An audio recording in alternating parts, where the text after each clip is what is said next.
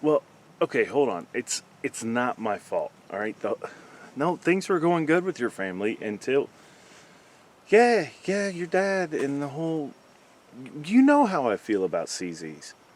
He he didn't have to open his mouth about it. It would have just been a fine dinner if he hadn't. Uh, Here we go. They're just I don't know. There's just something about them, and I, yeah. It's still though okay. The bore axis. All right, the bore axis is lower than everything else. They're awesome shooting. They're hello.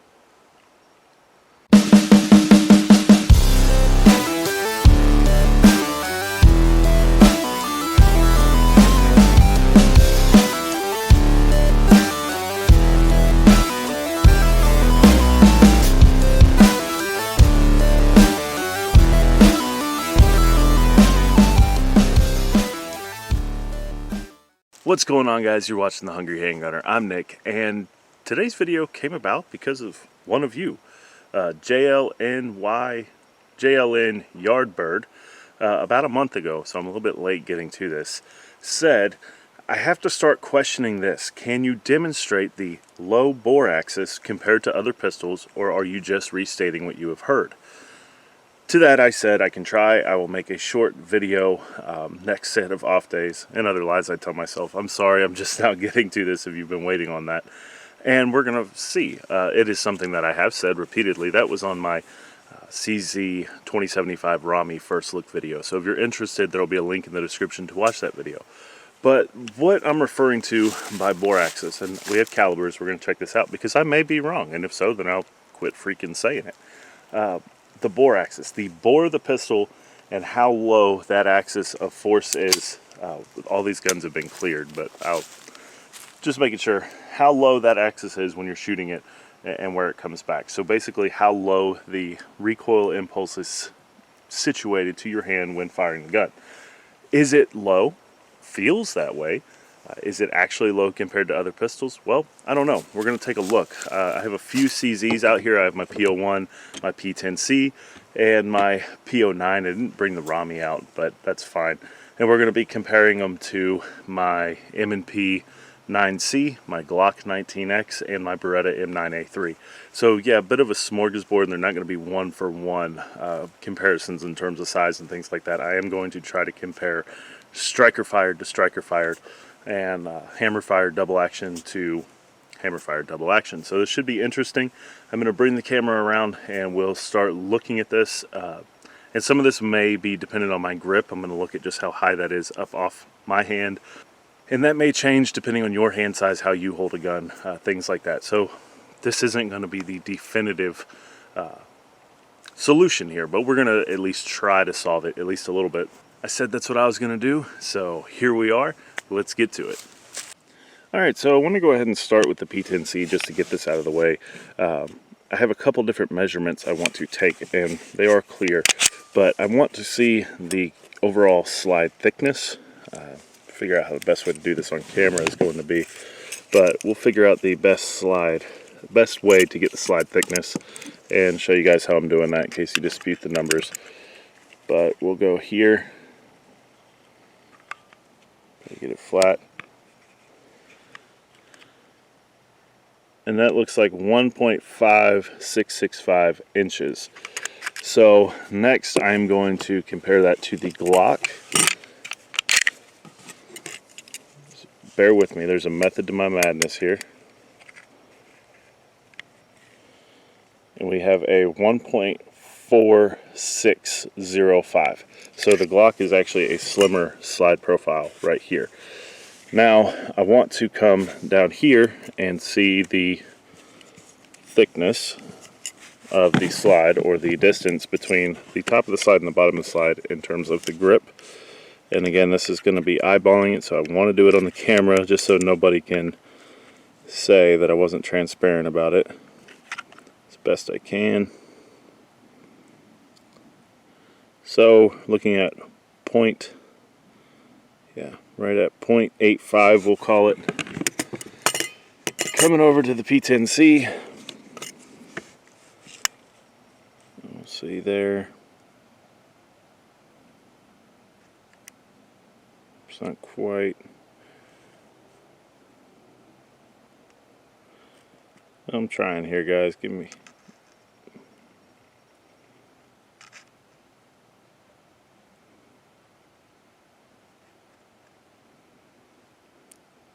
.80 is where I'm going to call that one. So looking at it in the hand, what you guys see, P10C, that's about where it sits. That's about how much I have off the top of my hand there. We'll go ahead and throw the calipers on that. I have not changed my grip, and see just approximately what we're looking at here. So I'm going to use the other side. I'm just going to the top of the slide. I'm not going to the top of the sights. Trying to measure the same spot on my hand with all of these. So that looks like 1.115 on the P10C. Coming over to the Glock. Again, I'm getting as close to a firing grip, if you will, that I can. Eyeball that and make sure it's good there.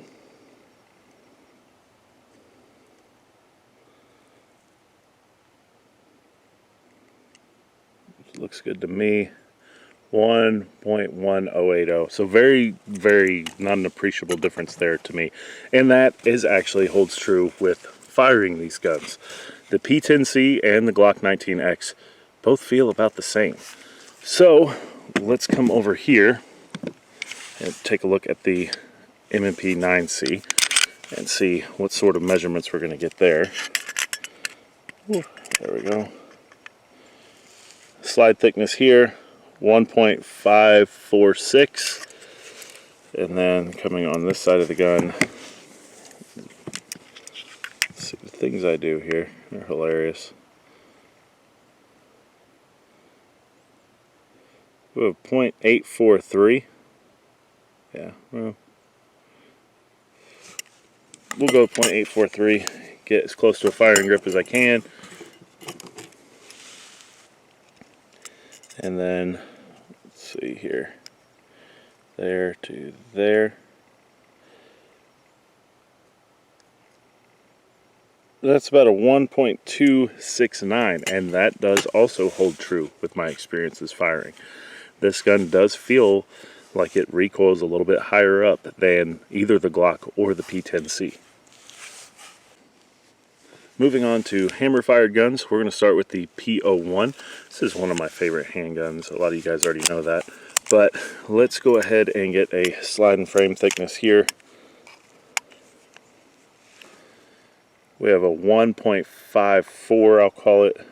Yeah, 1.54 there. We'll come over here. Now, bear in mind, this is where we start getting into some of CZ's design features, where these slides ride down inside the frame. So I expect that we're going to have a top slide measurement that's significantly lower than my Beretta.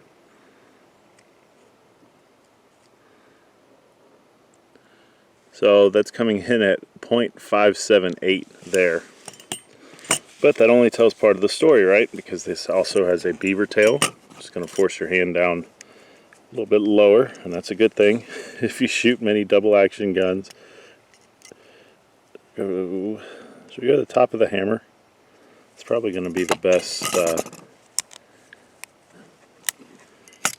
easiest way to measure it. We'll do top of the hammer. So we'll go from right there at the beaver tail to the top of the hammer. And that is a 1.574. Come over here to the Beretta, also clear. And give her a measurement here. Now, let's see. This is a little tricky because the Beretta barrel is there. So, whatever. We'll go 1.56 on that measurement. And then the visible slide width up here. We'll see what we can get.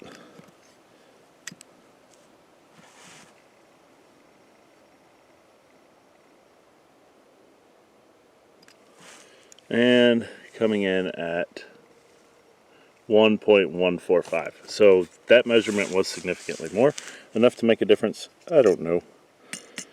Go from hand to top of hammer,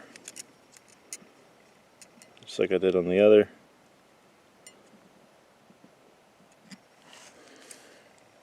.7635. Sorry, I'm trying to read those numbers on there. Go over to the P09. This will be the last one for the test. And see,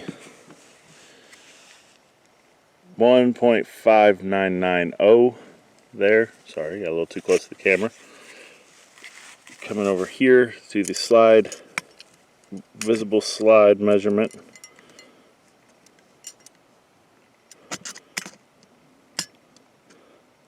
P09 has a little bit of an angle there, so I want to make sure it's as flush as I can get on the top measurement.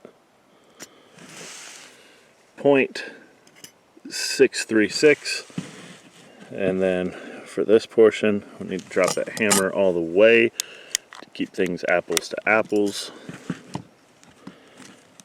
Good grip.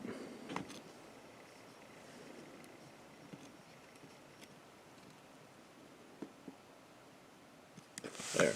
So looking at a 1.5845. All right. So there's the numbers, guys. I hope that helps in some way, but that doesn't really tell the full picture.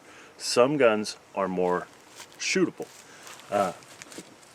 And I am not trying to sell you on buying a CZ or anything like that. Again, these guns are all clear. When you go with a traditional thumbs forward grip, come up on this gun, the Glock works well here. I can get my support thumb right there on the side of the gun, and it's not riding up on the slide. It's actually down on the frame. I feel like you have good control over that firearm. When, however, I go to my M&P 9C, for me, trying to index the same style of grip, it has to end up being modified a little bit. I have to force myself to bring this thumb down onto the frame of the pistol and not the slide. And even still, under fire, it does end up coming here. Again, the numbers only tell part of the story. This gun feels like the force when you fire it is actually higher up off your hand. With the P10C, again, get a good firing grip, thumbs forward grip. It actually has a rough spot right here on the frame. Very easy for me to index, and shooting this gun does make it feel slightly lower than the Glock and much lower than the M&P 9C. Again, does that mean it's a lower bore axis? Not really. We took the measurements. There's really not that big of a difference between this and the Glock, but it feels that way shooting it. Coming over to the Beretta M9A3, you guys know I love this gun, but it has its own set of issues here. So, thumb forward grip puts me squarely on the slide of the pistol. If I come down too low, that's not natural. My thumb ends up sliding off or down onto my weapons light, potentially engaging that, because I do carry this gun with a light on it.